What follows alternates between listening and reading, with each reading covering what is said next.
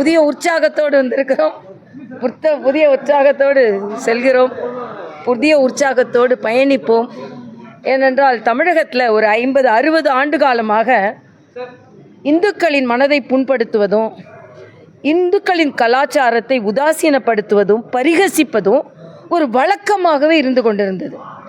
ஏதோ இந்துக்களை பற்றி எது பேசினாலும் யாரும் அதை பற்றி கண்டுக்க மாட்டாங்க அப்படின்ற ஒரு சூழ்நிலை இருந்து கொண்டே இருந்தது. இல்லை, அவர்களை நீங்கள் பிரித்து பார்க்க முடியாது, பரிகசித்தும் பார்க்க முடியாது என்ற ஒரு பெரும் சக்தியை இன்று வெளிப்படுத்தி இருக்கிறோம்.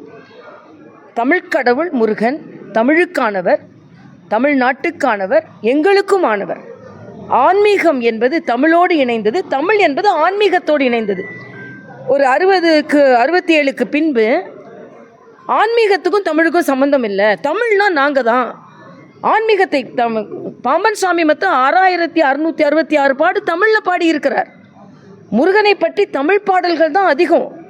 அதனால் இன்றைக்கி ஒரு புதிய சக்தி என்னென்றால், இந்துக்கள் என்றால் திருடன் என்று சொல்பவர்களும், இந்து உண்டியலே காப்பாற்ற முடியாத இறைவன் உங்களை எப்படி காப்பாற்றப் போகிறார் என்று சொல்பவர்களும், கொசுவை அழிப்பதைப் போல சனாதனத்தை அழிப்பேன் என்று அந்த வாழ்வியல் முறையை பரிகசிப்பவர்களும், விழாக்களுக்கு நாங்கள் எல்லாம் இவர்களுக்கு வாழ்த்து சொல்ல மாட்டோம் என்று உதாசீனம் செய்பவர்களுக்கும் சரியான பாடம் என்று புகட்டப்பட்டு இருக்கிறது.